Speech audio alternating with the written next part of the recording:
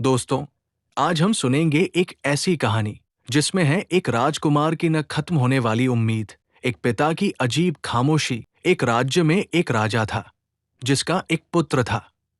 राजा अपने पुत्र का विवाह नहीं करवा रहा था, जिससे राजकुमार बहुत दुखी रहता था। वो मन ही मन सोचता रहता कि शायद आज पिताजी मेरा विवाह कर देंगे या कल करा देंगे, या फिर महीने भर बाद या साल बीतने पर। इसी उम्मीद में राजकुमार दिन, महीने और साल गिनता रहा। समय बीतता गया, लेकिन राजा ने उसका विवाह नहीं करवाया।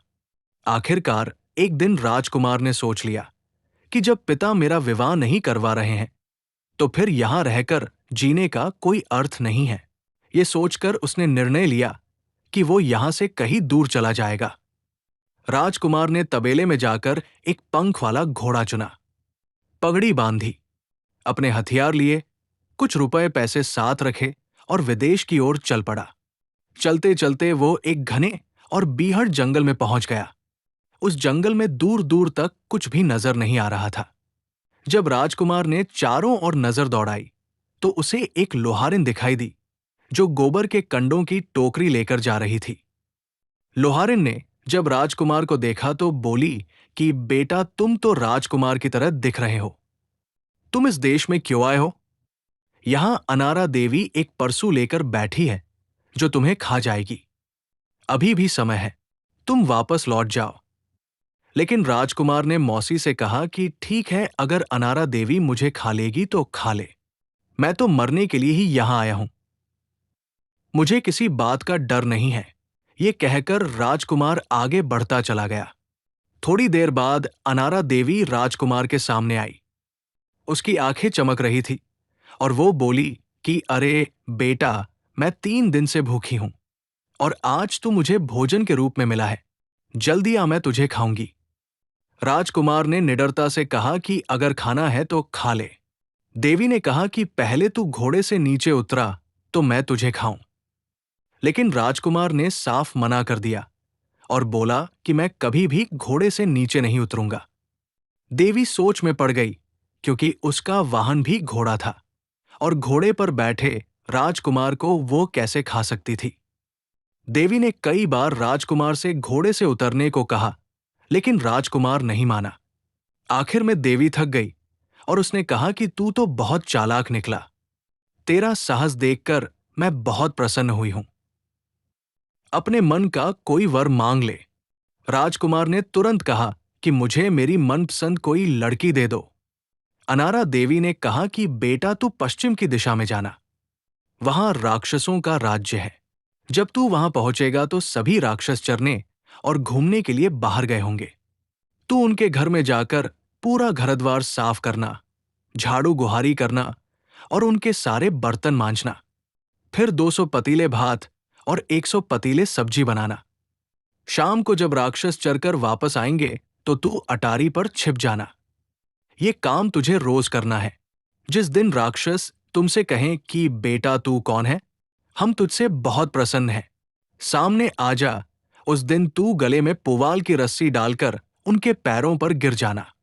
जब राक्षस तुमसे पूछे कि तू क्या वर मांगना चाहता है, तो तू कहना कि इस घर में जो सबसे सुंदर कन्या है उसे मुझे दे दो। राजकुमार ने ये बात सुनते ही अपने घोड़े का रुख पश्चिम की ओर कर दिया। चलते चलते वो राक्षसों के राज्य में पहुंच गया। जब वो राक्षसों के घर पहुंचा तो सभी राक्षस चरने और घूमने गए थे। राजकुमार घर के अंदर गया और सारे बर्तन धोकर चमका दिए, पूरे घर में झाड़ू लगाई और सब कुछ साफ सुथरा कर दिया। फिर उसने 200 पतीले भात और 100 पतीले सब्जी पकाई। राजकुमार तो सुकुमार था, उसका आहार चिड़िया जितना था। उसने थोड़ा सा खाना खाया और अटारी पर जाकर छिप गया। शाम को जब राक्षस घूम फिरकर वापस आए तो उन्होंने देखा कि घर एकदम साफ सुथरा है, बर्तन चमक रहे हैं और 200 पतीले भात और 100 पतीले सब्जी पकी हुई रखी है। राक्षस आश्चर्य में पड़ गए कि ये सब किसने किया। फिर सभी ने मिलकर सारा खाना खा लिया। दूसरे दिन सुबह जब सभी राक्षस चरने गए तो राजकुमार फिर से नीचे आया, बर्तन मांजे, घर साफ किया, भात और सब्जी पकाई, थोड़ा खाकर फिर से अटारी पर जाकर छिप गया। शाम को राक्षस लौटे और खाना खाया। राजकुमार रोज यही करता रहा। कई दिन बीत गए। एक दिन राक्षसों ने कहा कि अरे बेटा, तू कौन है? तूने हमारी इतनी सेवा की, इतना अच्छा खाना खिलाया, हम तुझसे बहुत प्रसन्न हैं। तू कौन है? सामने आ जा। राजकुमार ने गले में पुवाल की रस्सी डाली, दांतों में तिनका दबाया और राक्षसों के पैरों पर दंडवत होकर गिर गया। राक्षसों ने कहा कि बेटा, जो वो मांगना चाहता है मांग ले। राजकुमार ने कहा कि आपके घर में जो सबसे सुंदर कन्या है उसे मुझे दे दीजिए। राक्षसों ने कहा कि ओहो, तूने तो हमारी लाडली बालवती को मांग लिया। ठीक है बेटा, जब मांग ही लिया है तो ले लेना, लेकिन एक बात का ध्यान रखना कि उसे साथ ले जाते समय आधे रास्ते में उसे पुकारना मत। अपने नगर में पहुंचने के बाद ही उठो बेलवती कहकर पुकारना। राक्षसों ने ये कहकर राजकुमार को एक बेल दी और बताया कि इसके अंदर वो कन्या है। राजकुमार बहुत खुश हुआ और बेल को लेकर अपने राज्य की ओर चल पड़ा। चलते चलते राजकुमार राजमहल के पीछे के कुएं के पास पहुंचा। वहां पहुंचकर उसके मन में जिज्ञासा हुई कि बेलवती कन्या सच में इस बेल के अंदर है भी या नहीं। ये सोचकर उसने बेल को पुकारा और कहा कि उठो बेलवती। जैसे ही राजकुमार ने ये कहा, बेल के अंदर से एक दिव्य सुंदरी युवा कन्या पीले वस्त्र पहने, दिव्य आभूषणों से सजी और पायल झनकाती हुई निकल पड़ी। बेलवती कन्या का अद्भुत सौंदर्य देखकर राजकुमार वही कुएं के पास बेहोश होकर गिर पड़ा। बेलवती कन्या ये देखकर रोने बिलखने लगी। उसने वही घोड़े को बांधा और राजकुमार के पैरों की मालिश करने लगी ताकि उन्हें होश आ जाए। उसी समय एक बदसूरत और कुरूप स्त्री वहां से गुजरी। उस औरत ने मौका देखकर बेलवती कन्या का गला घोंट दिया और उसे कुएं में फेंक दिया। फिर उसने बेलवती के गहने और वस्त्र पहन लिए और राजकुमार के पैरों की मालिश करने लगी। काफी देर बाद जब राजकुमार को होश आया तो उसने देखा कि एक काली और बदसूरत औरत उसके पैर दबा रही है। राजकुमार मन ही मन बहुत दुखी हुआ। उसने सोचा कि मैंने तो कितनी सुंदर कन्या देखी थी, ये काली और बदसूरत औरत कहां से आ गई? लेकिन राजकुमार तो पहले देखे गए रूप पर मोहित हो चुका था। उसे इतना छलकपट समझ नहीं आया। उसने सोचा कि राक्षस नगरी की बेलवती कन्या है तो शायद कोई भी रूप धारण कर सकती है। राजकुमार उस कुरूप स्त्री को लेकर राजमहल के अंदर चला गया। नगर की सभी प्रजा राजकुमार और नई दुल्हन को देखकर खुश हुई। हालांकि सभी आपस में नई रानी के बारे में बातें करने लगे। दूसरे दिन जिस कुएं में बेलवती कन्या मरी पड़ी थी, उसमें 2 कमल के फूल खिल गए। माली ने जब ये फूल देखे तो उसने सोचा कि एक फूल राजकुमार को दूंगा और दूसरा नई रानी को दूंगा। ऐसा सोचकर माली ने दोनों फूल तोड़ लिए। एक फूल उसने राजकुमार को दिया और दूसरा नई रानी को। नई रानी ने राजकुमार से पूछा कि ये फूल कहाँ खिले थे। राजकुमार ने कहा कि मुझे नहीं पता, माली से पूछो। फिर राजकुमार ने खुद माली से पूछा कि ये कमल के फूल कहाँ खिले थे। माली ने जवाब दिया कि हुजूर, राजमहल के पीछे जो कुआं है उसी में ये फूल खिले थे। राजकुमार ने ये बात नई रानी को बता दी। वो काली और कुरूप स्त्री तो वही थी जिसने बेलवती कन्या को मारकर कुएं में फेंका था। ये सुनकर उसके मन में डर समा गया। उसने सोचा कि ये बेलवती कन्या का ही कोई चमत्कार है। ये सोचकर वो राजकुमार के पास गई और बोली कि इन दोनों फूलों को लेकर महल के पीछे वाले मैदान में जाऊं और इन्हें टुकड़े टुकड़े करके फेंक दो। तुम्हें ऐसा करते हुए मैं अपनी आंखों से देखूंगी, तभी मैं जीवित रहूंगी। अगर ऐसा नहीं करोगे तो मैं अपने प्राण दे दूंगी। राजकुमार उसकी बात सुनकर घबरा गया और तुरंत मैदान में जाकर फूलों के टुकड़े टुकड़े करके फेंक दिए। दूसरे दिन उसी मैदान में एक बेल का पेड़ दिखाई दिया। सुबह जब माली उधर से गुजरा तो उसने देखा कि उस पेड़ में 2 बेल फले हुए हैं। माली बहुत खुश हुआ और उसने सोचा कि दोनों बेल तोड़ लेता हूं, एक राजा को दूंगा और दूसरा मैं अपने लिए रख लूंगा। माली ने दोनों बेल तोड़ लिए। एक बेल उसने राजा को दे दिया और दूसरा अपनी पत्नी मालिन को दे दिया। दोनों बेल का रंग हल्दी की तरह पीला था। माली ने अपनी बेल को बड़े आनंद से रख लिया। मालिन ने माली से कहा कि चलो इस बेल को काट कर खाते हैं। माली खुश होकर घर के अंदर से कटार लेकर आया और जैसे ही उसने बेल को काटने के लिए हाथ उठाया, बेल के अंदर से बैलवती कन्या की आवाज आई। उसने कहा, मौसी मौसी, इधर काटो उधर काटो, लेकिन बीच में मत काटो। बेल के अंदर से इंसान की आवाज सुनकर मालिन चौंक गई और उसने डर से बेल को फेंक दिया। तब बेलवती कन्या ने कहा कि मौसी, मैं बेलवती कन्या हूं और इस बेल के अंदर रहती हूं। तू मुझे रख ले, तेरे घर में राजा के घर से भी ज्यादा धन दौलत आ जाएगी। ये सुनकर मालिन ने बेल को इधर उधर से काटा तो उसके अंदर से एक दिव्य सुंदरी युवती निकली। उसने कहा कि मौसी, मैं तेरे घर में रहूंगी, लेकिन ये बात राजमहल में किसी से भी मत कहना। राजा मूर्ख है, अगर उसे पता चल गया तो वो मुझे मार देगा।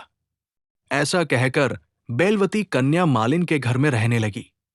देखते ही देखते मालिन के पास राजा से भी ज्यादा धन दौलत आने लगी। बेलवती कन्या रोज सुबह पर फटने से पहले तालाब में नहाने जाती थी और वापस आ जाती थी।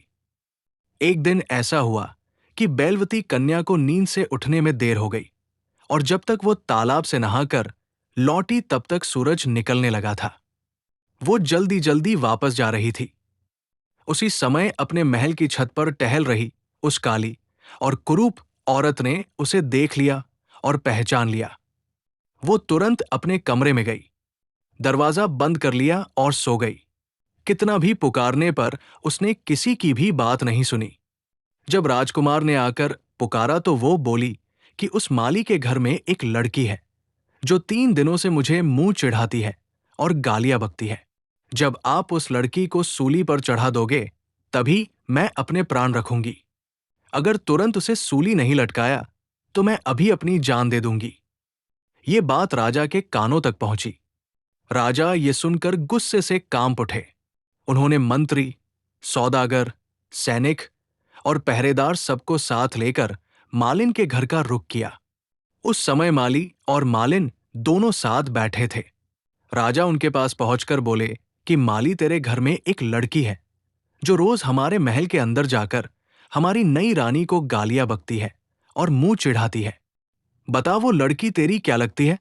माली ने कहा कि हुजूर, वो लड़की मेरी पत्नी की भतीजी है, लेकिन हुजूर वो तो कहीं भी नहीं जाती है।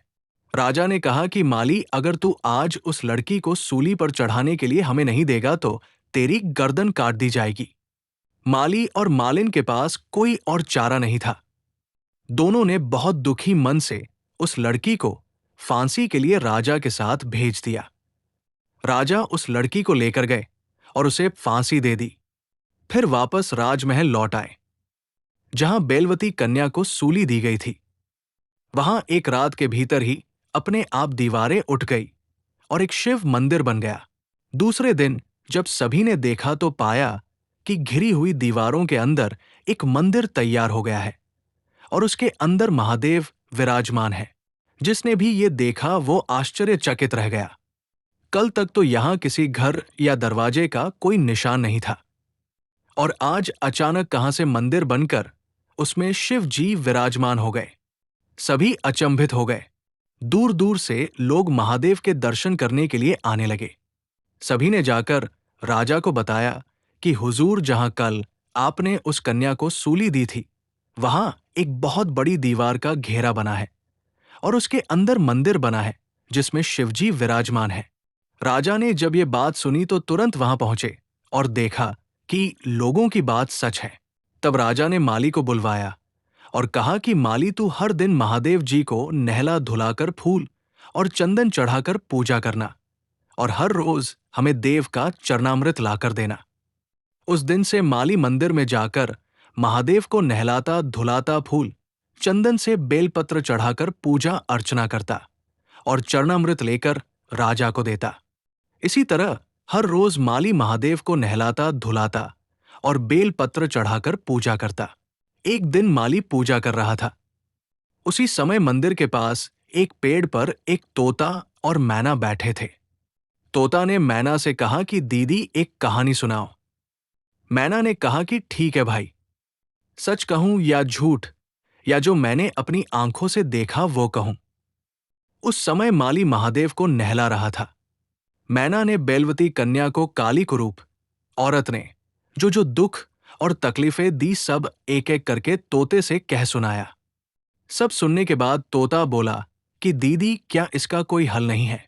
मैना ने कहा कि अगर इसी पल राजा महादेव के सामने दांतों में तिनका दबाकर और गले में पुवाल की रस्सी डालकर लेट जाए तो तुरंत गर्भगृह के अंदर से बेलवती कन्या निकल आएगी। माली मैना की सारी बात सुन रहा था। उसने मंदिर की दीवार पर सारी बातें लिखनी शुरू कर दी। सारी बातें लिखते लिखते माली को देर हो गई। राजा चरणामृत पाने के लिए माली का इंतजार करते रहे। माली कांपते हुए राजा के पास पहुंचा और बोला कि सिर रहेगा तो मुंह खुलेगा। राजा ने कहा कि बता क्या बात माली।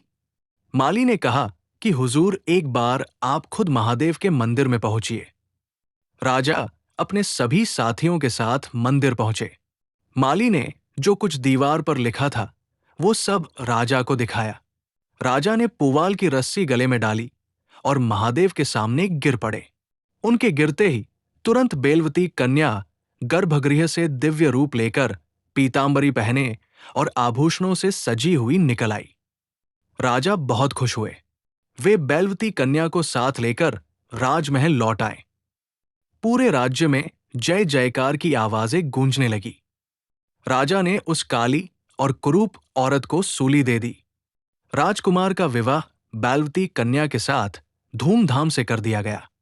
नई रानी को लेकर राजकुमार ने अपना सुखी घर संसार बसाया और सभी खुशी खुशी रहने लगे।